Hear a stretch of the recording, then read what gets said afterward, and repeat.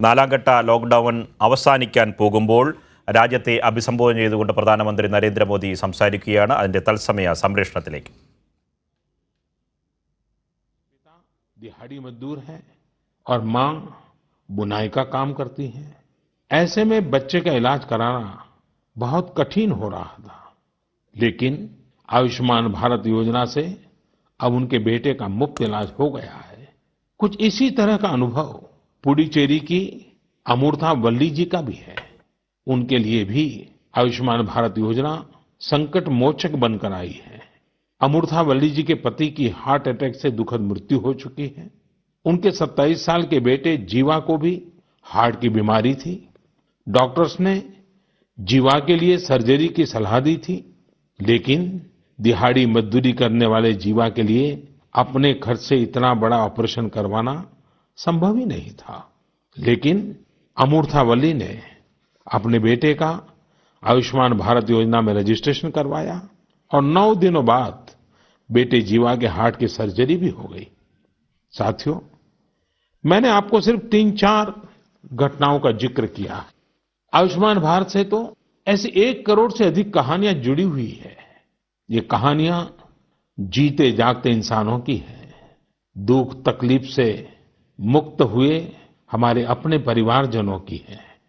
आपसे मेरा आग्रह है, कभी समय मिले तो ऐसे व्यक्ति से जरूर बात करिएगा जिसने आयुष्मान भारत योजना के तहत अपना इलाज कराया हो। आप देखेंगे कि जब एक गरीब बीमारी से बाहर आता है तो उसमें गरीबी से लड़ने की भी ताकत नजर आने लगी है। और मैं हमारे देश के ईमानदार टैक्स पेयर से कहना चाहता हूं, आयुष्मान भारत योजना के तहत जिन गरीबों का मुफ्त इलाज हुआ है, उनके जीवन में जो सुख आया है, संतोष मिला है, उस पुण्य के असली हकदार आप भी हैं। हमारा ईमानदार टैक्स पेयर भी इस पुण्य का हकदार है।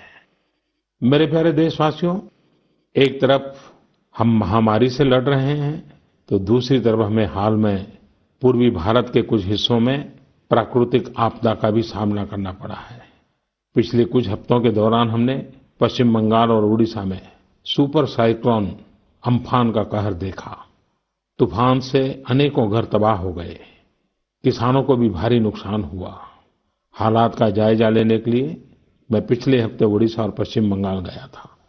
पश्चिम बंगाल और उड़ीसा के लोगों ने जिस हिम्मत और बहादुरी के साथ हालात का सामना किया है, प्रशंसनीय है। संकट की इस घड़ी में देश भी हर तरह से वहां के लोगों के साथ खड़ा है। साथियों, एक तरफ जहां पूर्वी भारत तूफान से आई आपदा का सामना कर रहा है, वहीं दूसरी तरफ देश के कई हिस्से टिड्डियों या लोकस्ट के हमले से प्रभावित हुए हैं। इन हमलों ने फिर हमें याद दिलाया है कि ये छोटा सा जीव कितना नुकसान करता है। टिड्डी दल का हमला कई दिनों तक चलता है। बहुत बड़े क्षेत्र पर इसका प्रभाव पड़ता है।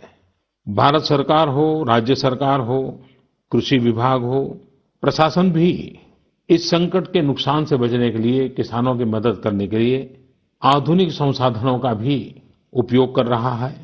नए नए आविष्कार की तरफ भी ध्यान दे रहा है। और मुझे विश्वास है कि हम सब मिलकर के हमारे कृषि क्षेत्र पर ये जो संकट आया है, उससे भी लोहा लेंगे, बहुत कुछ बचा लेंगे। मेरे प्यारे देशवासियों, कुछ दिन बाद ही 5 जून को पूरी दुनिया विश्व पर्यावरण दिवस मनाएगी। विश्व पर्यावरण दिवस पर इस साल की थीम है बायोडायवर्सिटी, यानी जैव विविधता। वर्तमान परिस्थितियों में यह थीम विशेष रूप से महत्वपूर्ण है। लॉकडाउन के दौरान पिछले कुछ हफ्तों में जीवन की रफ्तार थोड़ी धीमी जरूर हुई है, लेकिन इससे हमें अपने आसपास प्रकृति की समृद्ध विविधता को, जैव विविधता को करीब से देखने का अवसर भी मिला है। आज कितने ही ऐसे पक्षी जो प्रदूषण और शोर शराबे में ओझल हो गए थे, सालों बाद उनकी आवाज को लोग अपने घरों में सुन रहे हैं। अनेक जगहों से जानवरों के उन्मुक्त विचरण की खबरें भी आ रही हैं। मेरी तरह आपने भी सोशल मीडिया में जरूर इन बातों को देखा होगा, पढ़ा होगा। बहुत लोग कह रहे हैं, लिख रहे हैं, तस्वीरें साझा कर रहे हैं कि वो अपने घर से दूर दूर पहाड़ियां देख पा रहे हैं, दूर दूर जलती हुई रोशनी देख रहे हैं। इन तस्वीरों को देखकर कई लोगों के मन में ये संकल्प उठा होगा, क्या हम उन दृश्यों को ऐसे ही बना रख सकते हैं? इन तस्वीरों ने लोगों को प्रकृति के लिए कुछ करने की प्रेरणा भी दी है। नदियां सदा स्वच्छ रहें, पशु पक्षियों को भी खुलकर जीने का हक मिले, आसमान भी साफ सुथरा हो, इसके लिए हम प्रकृति के साथ तालमेल बिठाकर जीवन जीने की प्रेरणा ले सकते हैं। मेरे प्यारे देशवासियों, हम बार बार सुनते हैं, जल है तो जीवन है, जल है तो कल है, लेकिन जल के साथ हमारी जिम्मेवारी भी है। वर्षा का पानी, बारिश का पानी, ये हमें बचाना है, एक एक बूंद को बचाना है। गांव-गांव वर्षा के पानी को हम कैसे बचाएं? परंपरागत बहुत सरल उपाय हैं। उन सरल उपाय से भी हम पानी को रोक सकते हैं। 5 दिन 7 दिन भी अगर पानी रुका रहेगा तो धरती माँ के पास बुझाएगा, पानी फिर जमीन में जाएगा, वही जल जीवन की शक्ति बन जाएगा। और इसलिए इस वर्षा ऋतु में हम सबका प्रयास रहना चाहिए कि हम पानी को बचाएं, पानी को संरक्षण करें। मेरे प्यारे देशवासियों, स्वच्छ पर्यावरण सीधे हमारे जीवन, हमारे बच्चों के भविष्य का विषय है। इसलिए हमें व्यक्तिगत स्तर पर भी इसकी चिंता करनी होगी। मेरा आपसे अनुरोध है कि इस पर्यावरण दिवस पर कुछ पेड़ अवश्य लगाएं और प्रकृति की सेवा के लिए कुछ ऐसा संकल्प अवश्य लें जिससे प्रकृति के साथ आपका हर दिन का रिश्ता बना रहे। हाँ, गर्मी बढ़ रही है, इसलिए पक्षियों के लिए पानी का इंतजाम करना मत भूलिएगा। साथियों, हम सबको ये भी ध्यान रखना होगा कि इतनी कठिन तपस्या के बाद, इतनी कठिनाइयों के बाद देश ने जिस तरह हालत संभाला है, उसे बिगड़ने नहीं देना है। हमें इस लड़ाई को कमजोर नहीं होने देना है। हम लापरवाह हो जाएं, सावधानी छोड़ दें, ये कोई विकल्प नहीं है। कोरोना के खिलाफ लड़ाई अब भी उतनी ही गंभीर है। आपको, आपके परिवार को कोरोना से अभी भी उतना ही गंभीर खतरा हो सकता है। हमें हर इंसान की जिंदगी को बचाना है। इसलिए 2 गज की दूरी, चेहरे पर मास्क, हाथों को धोना, इन सब सावधानियों का वैसे ही पालन करते रहना है जैसे अभी तक करते आए हैं। मुझे पूरा विश्वास है कि आप अपने लिए, अपनों के लिए, अपने देश के लिए ये सावधानी जरूर रखेंगे। इसी विश्वास के साथ आपके उत्तम स्वास्थ्य के लिए मेरी हार्दिक शुभकामनाएं हैं। अगले महीने फिर एक बार मन की बात अनेक नए विषयों के साथ जरूर करेंगे। धन्यवाद। മൻ കി ബാത്തിൽ രാജ്യത്തെ അഭിസംബോധന ചെയ്തുകൊണ്ട് പ്രധാനമന്ത്രി നരേന്ദ്രമോദി സംസാരിക്കുകയായിരുന്നു. രാജ്യത്തെ കോവിഡിൻ്റെ 4ാം ഘട്ട ലോക്ക്ഡൗണുമായി ബന്ധപ്പെട്ട നിയന്ത്രണങ്ങൾക്ക് ഇളവ് നൽകുമ്പോഴാണ് ഏറ്റവും പ്രധാനപ്പെട്ട രാജ്യത്തെ അഭിസംബോധന ചെയ്തുകൊണ്ടുള്ള പ്രധാനമന്ത്രിയുടെ പ്രഖ്യാപനങ്ങൾ വന്നിട്ടുള്ളത്. കോവിഡിനെതിരെയുള്ള പോരാട്ടം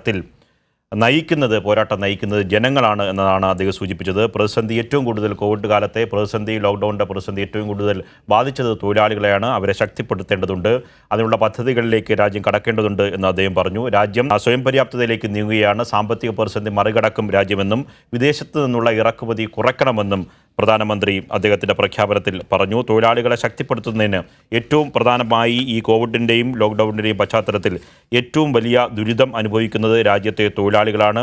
തൊഴിലാളികളെ ശക്തിപ്പെടുത്തുന്നതിന് വേണ്ടി, അവരെ സ്വയം പര്യാപ്തതയിലേക്ക് നയിക്കുന്നതിന് വേണ്ടി വിവിധ പദ്ധതികളെ സംബന്ധിച്ച് ആലോചിക്കേണ്ടി വരും എന്നും പ്രധാനമന്ത്രി പറഞ്ഞു. രാജ്യം എന്നും അവർക്കൊപ്പം, തൊഴിലാളികൾക്കൊപ്പം നിൽക്കുമെന്നും പ്രധാനമന്ത്രി മൻ കി ബാത്തിൽ ജനങ്ങളോട് അഭിസംബോധന ചെയ്ത് സംസാരിക്കവേ പ്രഖ്യാപിച്ചു. അതിൻ്റെ ശബ്ദ സംപ്രേഷണമാണ് ഇപ്പോൾ പ്രേക്ഷകർ കേട്ടത്. ഇത് സംബന്ധിച്ച സമഗ്രമായ വിശദാംശങ്ങളുമായി ദില്ലിയിൽ നിന്ന് നമ്മുടെ പ്രതിനിധി സന്തോഷ് സർലിംഗ് തത്സമയം ചേരുന്നുണ്ട്. സന്തോഷ്, മൻ കി ബാത്തിൽ പ്രത്യേകിച്ച് ഏറ്റവും പ്രധാനം അർഹിക്കുന്നത് ഈ 4ാം ഘട്ട ലോക്ക്ഡൗണിൻ്റെ നിയന്ത്രണങ്ങൾ പൂർണ്ണമായി മാറുകയും ഇളവുകളിലേക്ക് 5ാം ഘട്ടത്തിലേക്ക് രാജ്യം പ്രവേശിക്കുകയും ചെയ്യുകയാണ്. ഈ ഘട്ടത്തിൽ എന്താണ് രാജ്യത്തിന് മുന്നിൽ പ്രധാനമന്ത്രി പറയുക എന്നതായിരുന്നു രാജ്യം കാതോർത്തത്. ഇത് സംബന്ധിച്ച സമഗ്രമായ വിശദാംശങ്ങൾ എന്തൊക്കെയാണ് സന്തോഷ് സർലിംഗ്? നിർബൻ, കോവിഡിന്റെ ലോക്ക്ഡൌൺ ആരംഭിച്ചതിന് ശേഷം ഇത് 3ാം തവണയാണ് പ്രധാനമന്ത്രി നരേന്ദ്രമോദി രാജ്യത്തോട് മൻ കി ബാത്തിലൂടെ പ്രഭാഷണം നടത്തുന്നത്. സാധാരണ എല്ലാ മൻ കി ബാത്തിലും അദ്ദേഹം ചില ഉദാഹരണങ്ങളൊക്കെ നിരത്തി രാജ്യം മുന്നോട്ട് പോവുകയാണ് എന്ന് തെളിയിക്കുകയാണ് ശ്രമിച്ചിരുന്നത്. ഇത്തവണയും അതുണ്ടായി. ചില ഉദാഹരണങ്ങളൊക്കെ കാണിച്ചുകൊണ്ടാണ് ആദ്യം മൻ കി ബാത്ത് തുടങ്ങിയത്. കാരണം ഈ വലിയ മഹാമാരിക്കിടയിലും ഇന്ത്യയിൽ എല്ലാവരും പോരാട്ടത്തിലാണ്. അവരവരുടേതായ പ്രവർത്തനങ്ങൾ നടത്തുന്നു. ജനങ്ങൾക്ക് വേണ്ടുന്ന സഹായം, ആഹാരമൊക്കെ എത്തിക്കാൻ പലരും ശ്രമിക്കുന്നു എന്ന് പറഞ്ഞു തുടങ്ങിയ ശേഷം അദ്ദേഹം ചൂണ്ടിക്കാണിച്ചത് നിലവിലെ സാഹചര്യത്തിൽ കടുത്ത നിയന്ത്രണങ്ങൾ മാറ്റി ഇളവിൽ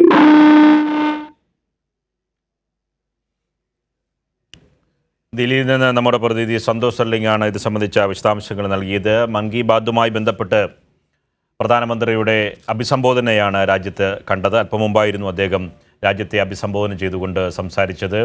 രാജ്യത്ത് വലിയ പ്രതിസന്ധി, അതായത് സാമ്പത്തിക മേഖലയിലെ പ്രതിസന്ധി സ്വാഭാവികമായി മറികടക്കും എന്ന ശുഭാപ്തി വിശ്വാസമാണ് പ്രധാനമന്ത്രി രാജ്യത്തിന് മുന്നിൽ പങ്കുവച്ചത്. ഏറ്റവും കൂടുതൽ ദുരിതം ഈ കാലയളവിൽ അനുഭവിക്കുന്നത് തൊഴിലാളികളാണ്. തൊഴിലാളികളെ ശക്തിപ്പെടുത്തേണ്ടതുണ്ട്. രാജ്യം സ്വാഭാവികമായി ഇത് മറികടന്ന് സ്വയം പര്യാപ്തതയിലേക്ക് നീങ്ങും എന്നും പ്രധാനമന്ത്രി പറഞ്ഞു. അതോടൊപ്പം തന്നെ വിദേശത്തു നിന്നുള്ള ഇറക്കുമതി കുറയ്ക്കണമെന്നും പ്രധാനമന്ത്രി അദ്ദേഹത്തിൻ്റെ പ്രഖ്യാപനങ്ങളിൽ രാജ്യത്തെ അഭിസംബോധന ചെയ്തുകൊണ്ട് സംസാരിച്ചു.